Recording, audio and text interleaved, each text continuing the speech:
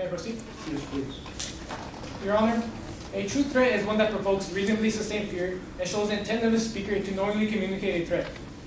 Any reasonable person in this courtroom can clearly see how the statement left behind by the defendant on my victim's post can be interpreted as a true threat.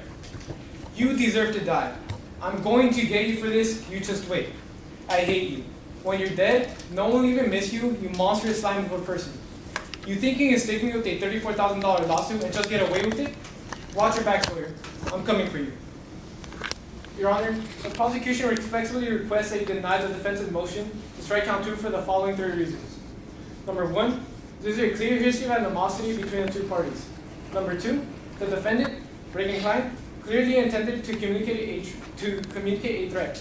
And as for reason number 3, Your Honor, our victim, Sawyer Smith, was indeed in sustained fear.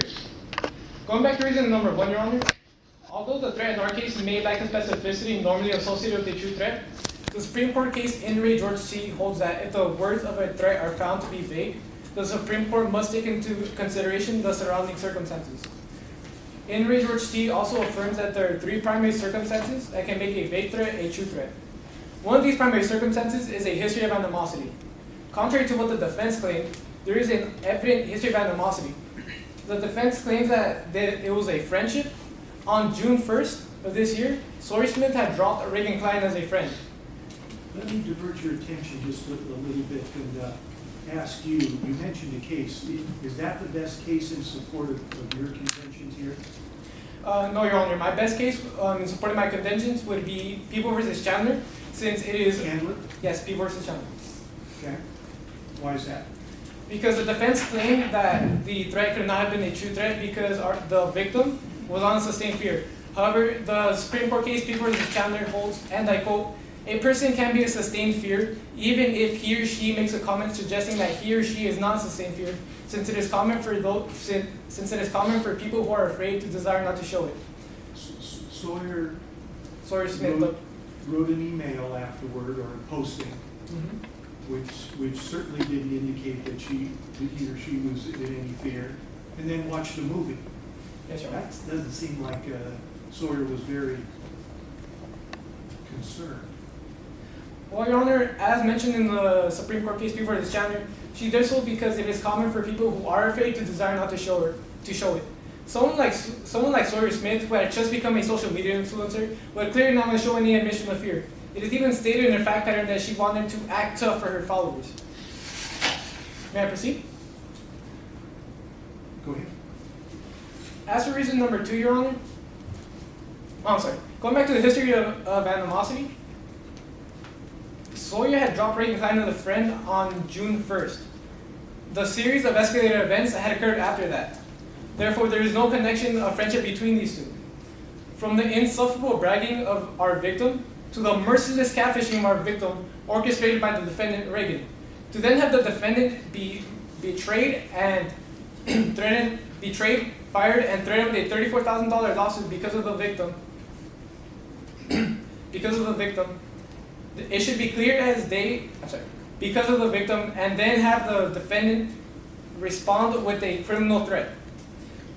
Do I need to look at just the way Sawyer responded to this with regard to her fear, or do I need to look at this in more of an objective way, saying would a reasonable person have been concerned about these words that were said? Well, Your Honor, you would have to consider the fact if a reasonable person would be in sustained fear, since the requirement for a true threat is that a reasonable person be in sustained fear. However, our victim, Sawyer Smith, was reasonable to be in fear, since just previously she had been threatened by someone whom she had once called a best friend, and catfished by her best friend for 6 weeks. May I proceed? As for reason number 2, Your Honor, the defendant, Reagan Klein, clearly intended to communicate a threat. In the Supreme Court case, DC v. RR, the Supreme Court held that a threat made on a website was a true threat because it was a series of grammatically correct sentences composed at a computer keyboard. In our case, Reagan Klein had performed a nearly identical task. Reagan Klein had composed 6 grammatically perfect sentences and deliberately posted a comment after it had been composed. The holding of DC versus RR affirmed that the threat left behind by the defendant on our victim's post showed the deliberation necessary to classify as a true threat. And the defense claimed that there must be... But in this case, we had a big event that occurred before Sawyer ever expressed any fear, and that is the swatting. So how am I supposed to tell which one's which? I mean, what is he or she really afraid of? Well, Your Honor, it is very evident that the victim is afraid of Reagan Klein, considering that the only thing she said in the ambulance was, "I know it was Reagan." Considering the Supreme Court case People versus Chandler, where a shop owner was in fear because of a vague threat, much like in our case, later on an incident had occurred with only circumstantial evidence tying the two. In our case, we have more than just circumstantial evidence tying the two. We have an expert witness claiming that it was the defendant, Reagan Klein, who posted the threat, and therefore the comment and the swatting incident, which is the big event you mentioned, are linked. May I proceed? Okay. As the defense has stated that the threat could not have been a true threat because there is no intent of the defendant to act upon their actions. However, the Supreme Court case, City of San Jose versus Garbutt, states that it is not necessary that the defendant be able to or intend to carry out their actions, and states that the only requirement is that the defendant knowingly communicate a threat. As you can see from the holdings of DC versus RR, Reagan Klein had composed 6 grammatically correct sentences, and therefore it showed the deliberation necessary to classify as a true threat. As for reason number 3, Your Honor, our victim, Sawyer Smith, was in sustained fear. As I mentioned before in People versus Chandler, Sawyer Smith acted in a way where she would appear tough to her followers.